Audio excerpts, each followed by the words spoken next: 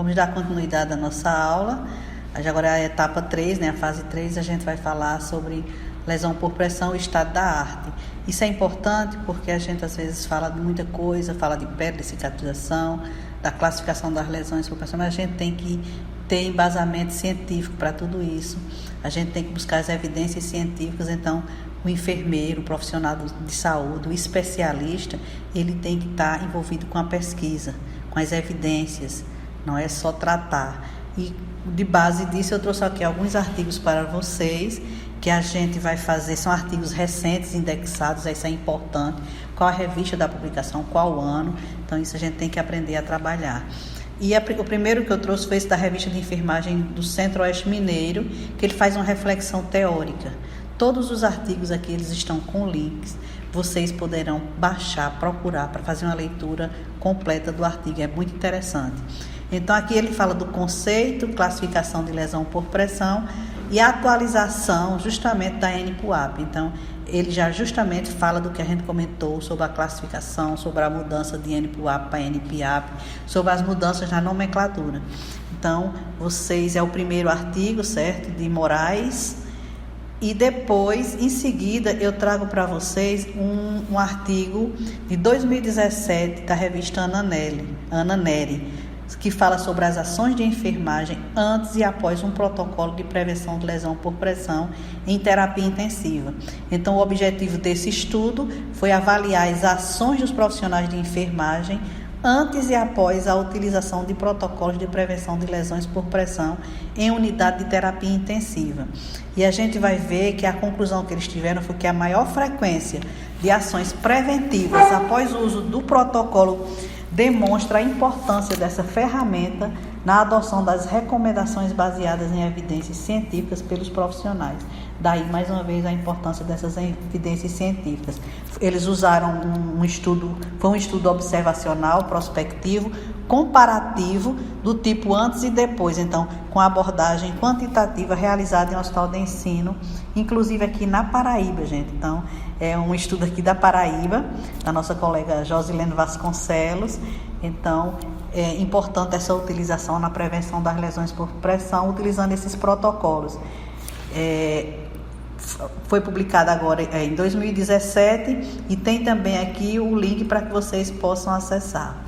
Outro artigo que eu trouxe é o curativo de lesões por pressão em pacientes críticos, análise de custo. Então, esse artigo ele aborda justamente o questionamento de quanto esses pacientes geram de custos, de ônus, seja para a instituição, para o Estado. Então, foi avaliar o custo direto com curativos no tratamento de lesões por pressão. Também foi um estudo observacional, descritivo, realizado em terapia intensiva. A gente percebe que esses estudos de terapia intensiva são os pacientes críticos que exigem uma maior atenção, não descartando os pacientes que se encontram em enfermarias, em ambientes domiciliares. Então, a atenção tem que ser geral. Esse artigo também eu estou deixando o link e vou enviar para vocês. E é um artigo também de 2017, foi publicado na revista de enfermagem da Universidade de São Paulo, então da USP. Então, um artigo importante. Outro também que eu separei já de 2018, também da revista Ana Neri, é um relato de experiência e fala do ensino de prevenção e tratamento de lesões por pressão utilizando a simulação. Então, hoje a aprendizagem significativa, utilizando simuladores, para que as pessoas, eles criam até inclusive cenários, que os alunos, os discentes, eles se comportam como atores, para gerar cenários de atuação. Então, essa simulação ela é importante, ela facilita a aprendizagem.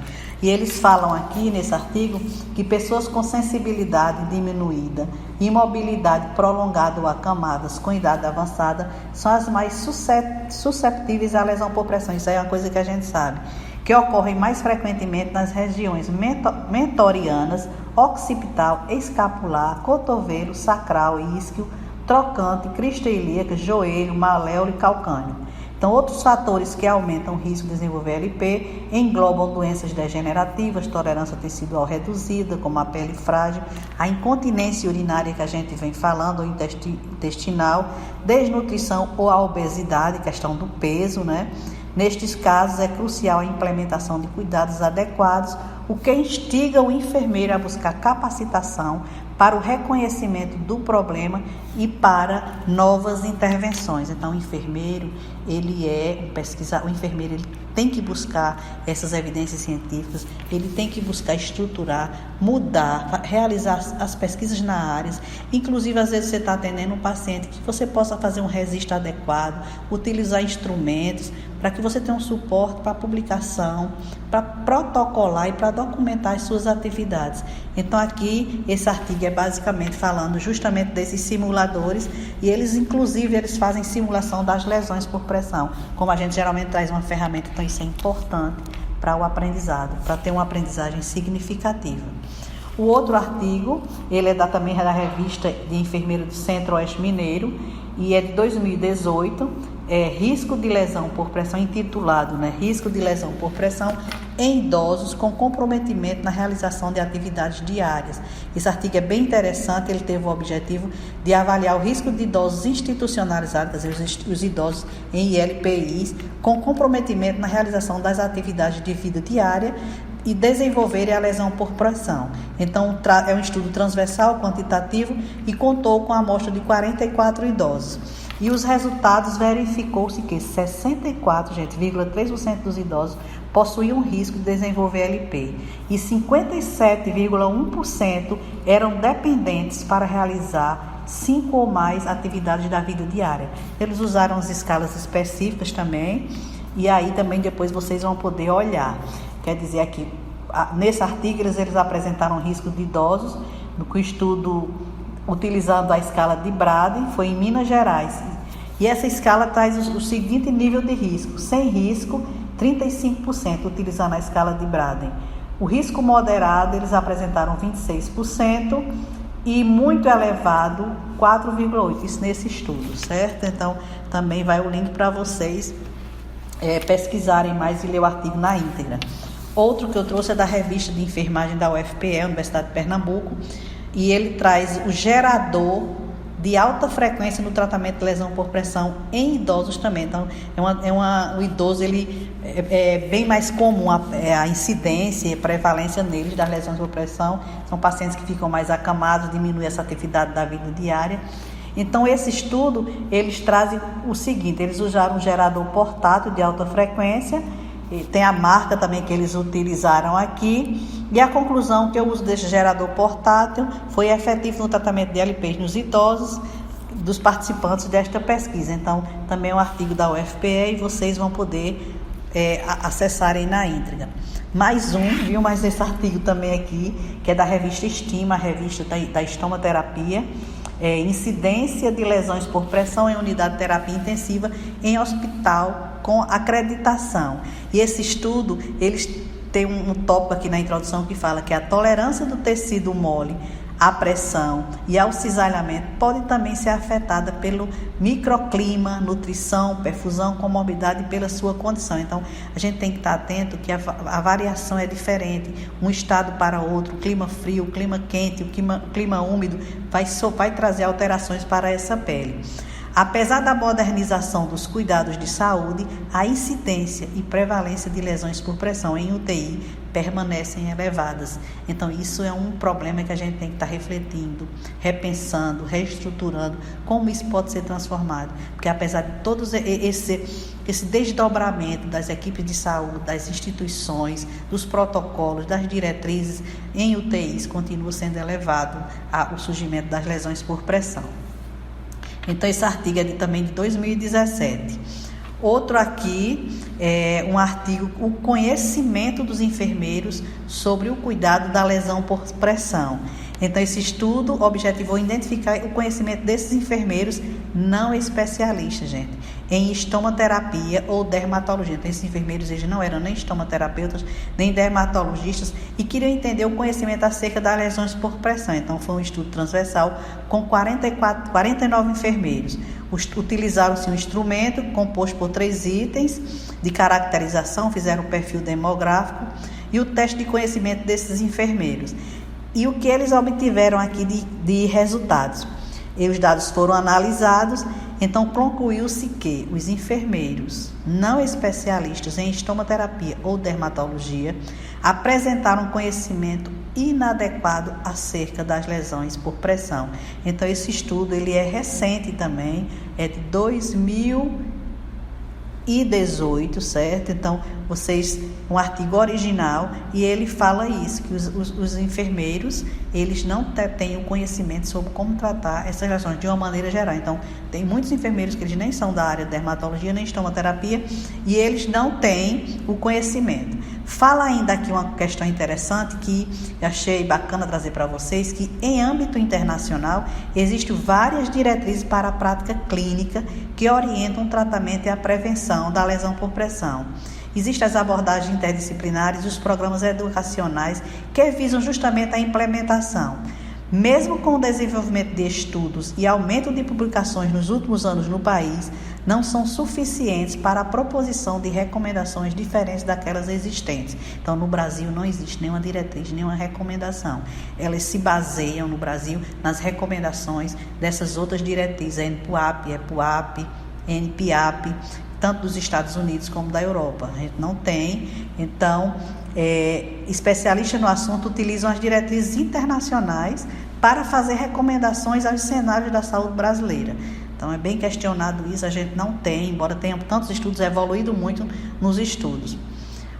Esse outro artigo é da Saber Digital, a revista eletrônica do CESVA, fala das escalas preditivas utilizadas por enfermeiro na prevenção da lesão por pressão. Mais um artigo.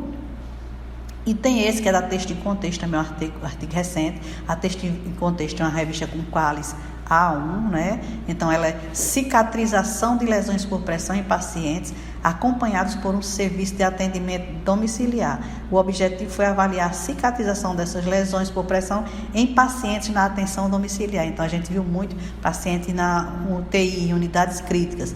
E eles apresentam aqui que dentre os 38 participantes da pesquisa, a média de idade era de 62 anos, possuíam uma média de 5 anos de estudo, mas o diagnóstico médico mais prevalente que justificasse o acompanhamento do SAD foram o acidente vascular cerebral encefálico, seguido da lesão por pressão, infecção bacteriana e neoplasia maligna. Então, é outro estudo que vem denotar as questões da importância também do atendimento domiciliar, dos cuidados a esses pacientes em ambiente domiciliar. Então, a conclusão, observou-se, desse estudo, é da Texto em Contexto 2018, observou-se predominância de idosos com doenças crônicas compatíveis com o perfil epidemiológico populacional que devem ser levadas em consideração na avaliação da cicatrização das LPs. Então, isso é a conclusão desse estudo. E que os métodos utilizados para a avaliação dessa cicatrização demonstraram evolução cicatricial favorável. E cabe ressaltar que, mesmo com resultados positivos, a cicatrização mostrou-se lenta. Então, esse estudo domiciliar com idosos, 38 idosos, mostra que, mesmo havendo o processo de cicatrização, esta evolução ela é muito lenta em pacientes idosos. Por fim, eu trago aqui justamente a importância da evidência baseada, a evidência científica, né? E essa revisão sistemática, a gente tem que estar embasado sobre esse nível de evidência. As revisões sistemáticas, a meta-análise, elas têm um nível de evidência 1. Os estudos controlados randomizados são muito importantes porque eles têm um nível de evidência maior. Existem os não randomizados, corte controlado, que tem evidência 4, caso controle e, por fim, os relatos de caso e experiência clínica, que já tem um nível de evidência 6. Então, a gente precisa estar embasado nisso, qual o nível de evidência, onde é que eu estou pesquisando, onde está indexado esse artigo, onde foi feita essa pesquisa, de que forma, para que a gente tenha um respaldo e que a gente possa também contribuir para essa evolução, para essa pesquisa enquanto pessoas na saúde, enquanto profissionais de saúde e como competências e mostrando a nossa capacidade também científica. Deixo aqui um grande abraço para vocês, que essa aula tenha trazido um enriquecimento, né, para cada um, que vocês possam acessar os artigos, ler com calma as aulas, preencher, responder a avaliação, E eu acho que posteriormente nós vamos ter uma área, aula prática para a gente finalizar. Então, abraço, fiquem com Deus, protejam-se, fiquem em casa, cuidem-se, gente. Usem os EPIs, que a gente sabe que é tão importante para nós, né, da área de saúde. Um abraço e fiquem com Deus.